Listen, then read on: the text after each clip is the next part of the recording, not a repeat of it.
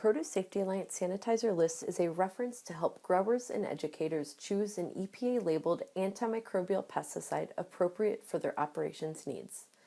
In this tool, we refer to antimicrobial pesticides simply as sanitizers. Just a note, the PSA does not endorse any particular product on this list. This list is a compilation of sanitizers on the market and is not all-inclusive. Additionally, the information on this list is intended to serve as an educational tool, but the content does not necessarily reflect the viewpoints and policies of the organizations that support and cooperate within the PSA or Cornell University. And lastly, since EPA labels are continually being updated, users are encouraged to double-check any information found here against the product's EPA label. The PSA sanitizer list is a compilation of EPA-labeled sanitizers labeled for fruit and vegetable washing. The list also includes sanitizers labeled for food contact surfaces and irrigation water.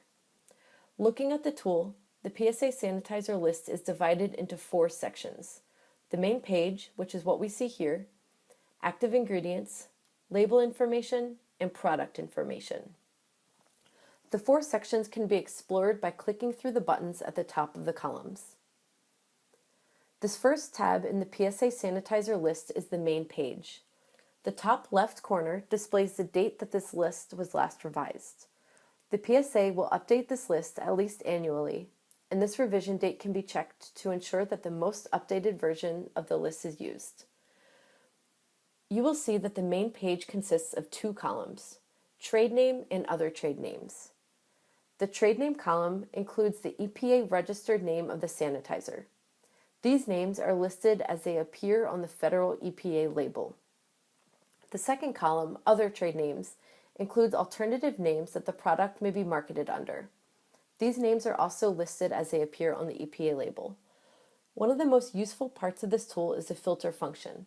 Many of the columns in the PSA sanitizer list can be filtered by specific text. Just look for the downward-facing arrow button in the column headings. Once the arrow is clicked, specific sanitizers may be filtered or selected for. This function is helpful if you are interested in combing the list for specific product names. The next tab can be accessed by clicking on the Active Ingredients button.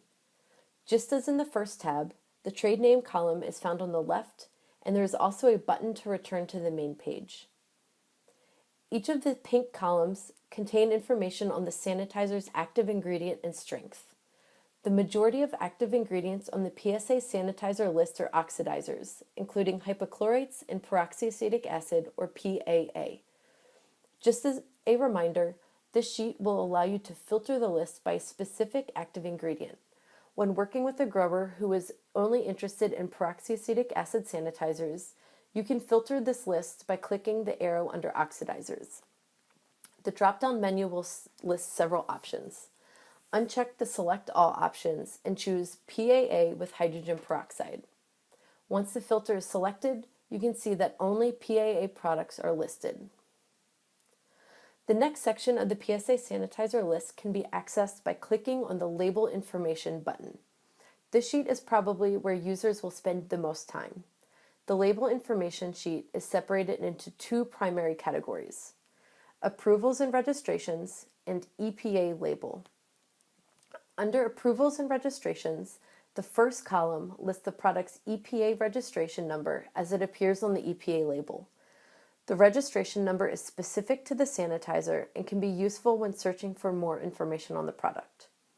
The second column under Approvals and Registrations is named OMRI Listing. This column identifies whether the product is listed by the Organic Materials Review Institute, or OMRI, for organic use. In some cases, additional details can be found in the Notes section on the right. And as always, be sure to check with your organic certifier before using any new products on a certified organic operation. The second broad category is the EPA Label section. The first column contains a link to a PDF of the label. When clicked, it will send you to the EPA's website. The next few columns list if the sanitizer is labeled for certain uses. These applications include non-porous food contact surfaces, washing fruits and vegetables, and irrigation water. Each column lists if the product is labeled for a certain use. If a product is labeled for that use, we have included the page number where the specific instructions can be found in the label PDF. Using AccuTab as an example, we see that it is labeled for non-porous food contact surfaces, washing fruits and vegetables, and for use in irrigation water. Here I have pulled up the EPA label for AccuTab by clicking on the Label PDF hyperlink. We can find the instructions for washing fruits and vegetables on page 22 of this PDF document.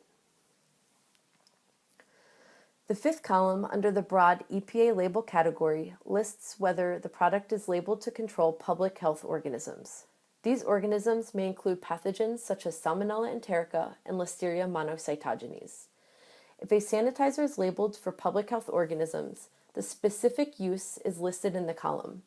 Again, using AccuTab as an example, we see that it is not labeled to control public health organisms. Looking down on the list, we see that antimicrobial fruit and vegetable treatment is for the specific labeled use of washing fruits and vegetables. The EPA label information is important to consider because the sanitizer that growers use will need to be labeled for its intended use. This intended use might include sanitizing non-porous food contact surfaces or managing post-harvest water quality. If a grower is using a sanitizer to manage post-harvest water quality, the product needs to be labeled for fruit and vegetable washing. Some auditors may require that the sanitizer also be labeled to control public health organisms. We've included a column called EPA Accepted Date. This information can be used to make sure that the sanitizer's EPA label is the most current. And lastly, the notes section contains any additional information that may be relevant for each sanitizer. The last tab in this tool, the Product Information tab, only contains two columns.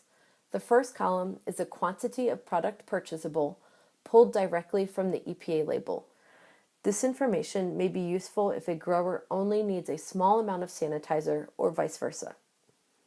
The last column lists the manufacturer for each sanitizer. That concludes the tutorial for the PSA sanitizer list. Just as a reminder, the revised date can be found on the main page of the sanitizer list. This tool will be updated as necessary, at least annually. So if you have any questions, suggested sanitizers, or corrections related to the PSA sanitizer list, please contact me, Donna Paul, at dmp274@cornell.edu.